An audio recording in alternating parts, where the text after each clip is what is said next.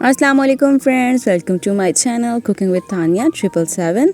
आज मैं आप लोगों के लिए लेकर आई हूँ बहुत ही मज़ेदार रेसिपी जो कि है दम बीफ गोश्त की रेसिपी। बहुत अमेजिंग रेसिपी है। दम बीफ गोश्त को आपने एक मरतबा ज़रूर ट्राई करना है और मुझे कमेंट सेक्शन में ज़रूर बताइएगा। और लास्ट जो आप सब जो कमेंट किए हैं मुझे बहुत पसंद आए। थैंक यू सो मच, मुझे बहुत अच्छा लगा। आप लोगों को मेरी रेसिपीज़ बहुत पसंद आई हैं। Thanks for appreciation. अच्छा, आज हम जो रेसिपी स्टार्ट करेंगे बहुत ईजी है, बहुत ज़्यादा सिंपल बन जाएगी और बहुत कम टाइम में बनेगी, इतना ज़्यादा टाइम भी नहीं लगेगा। तो दम बीफ गोश्त की रेसिपी को आइए अब हम स्टार्ट करते हैं इस मज़ेदार रेसिपी को। इसके लिए मैंने क्या किया है, सबसे पहले जो है ना मैंने 2 मीडियम साइज़ की जो है ना वो प्याज ले लिए हैं और उनको मैंने रफली चॉप किया। आप सोच रहे होंगे मैं ऐसे कैसे चॉप कर रही हूँ उसको। उसकी रीज़न ये है कि जब हम लोगों ने गोश्त पकाना है, जिस मेथड से हम पकाएंगे आपको पता भी नहीं चलेगा प्याज जो है वो कितनी इजीली स्लाइस हो जाएंगी। ये प्याज मुझसे स्लिप हो रही थी यहाँ पे। अच्छा, ये देखिए कि मैंने ले लिया 750 ग्राम जो है वो बीफ ले लिया और यहाँ पे मैंने पानी को बॉईल करके रखा था। 1 kg से थोड़ा सा ज़्यादा पानी था और उसमें मैंने इस गोश्त को क्या किया, वॉश करके ऐड कर दिया। 5 मिनट ऐसे पकने देने के बाद मैंने जो रफली चॉप अनियंस थे वो मैंने इसमें शामिल कर दिए। अनियंस को जो है वो रफली चॉप ही इसलिए मैंने किया, ये देखिए पानी में ही ऐसे सॉफ्ट हो जाएंगे, आपको पता भी नहीं चलेगा। और यहाँ पर मैंने ये देखें हरी मिर्चें, टमाटर और अदरक का जो है वो पेस्ट बना लिया और उस पेस्ट को भी मैं इसमें शामिल कर दूँगी। तकरीबन ये मैंने 5 से 10 मिनट तक गोश्त को ऐसे पकने दिया। उसके बाद ये कुछ मसाले हैं, नमक 1 चम्मच, हरा धनिया आधा चम्मच जो है, हल्दी और 1 चम्मच जो है वो मैंने आधी चम्मच कलौंजी शामिल कर दी है। और इसी टाइम पर मैंने क्या करना है, ये तमाम मसाले इसमें शामिल कर दिए। आपने जस्ट यही मसाले डालने हैं, मिर्चें इसमें अभी शामिल नहीं करनी। और ये देखें मैंने इसको इतना अच्छे से पकाया, इसका जो पानी है वो हाफ़ रह गया है, इसको इतने अच्छे से पका लिया।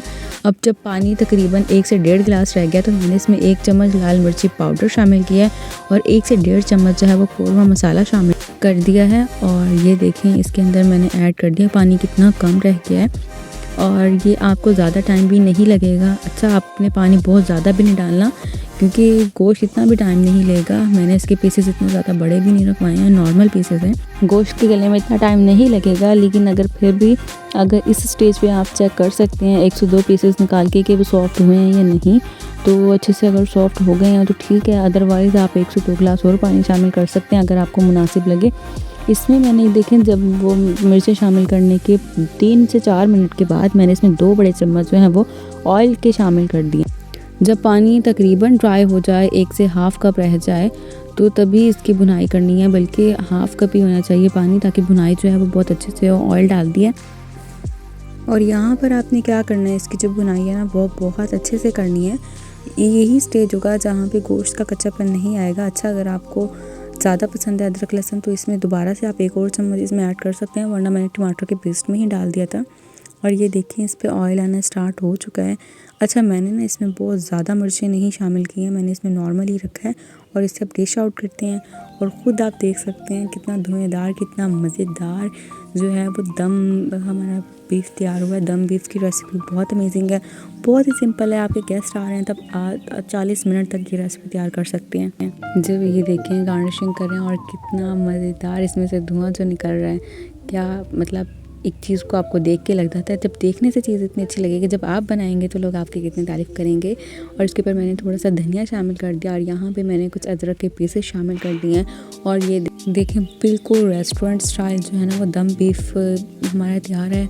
दम बीफ की रेसिपी इतनी टेस्टी होती है, दम बीफ गोश्त को आपने ज़रूर ट्राई करना है। और यहाँ पर देखें क्यों आपने रेस्टोरेंट जाके वही ट्राई करना है, आप अपने घर में बनाएं और सबको खिलाएं और सबकी तारीफ़ें बटोरें। और मेरी जितनी भी रेसिपीज़ मेरे चैनल पे अपलोड हैं उन्हें ज़रूर देखें और मुझे ज़रूर बताएं, आप शेयर करें और ज़्यादा से ज़्यादा जो है वो उसे शेयर करें, ताकि आप देखें मेरी इतनी मेहनत है और इतनी मेहनत को अगर आप अप्रिशिएट करते हैं मुझे बहुत अच्छा लगता है, मुझे कॉन्फिडेंस आता है। तो इसी से मेरा दिल करता है मैं डेली आप लोगों के लिए मज़ेदार रेसिपीज़ लेकर आऊँ। और गोश्त में इतना सॉफ्ट हो गया था ना कि बिल्कुल जूसी स्टाइल बन गया था।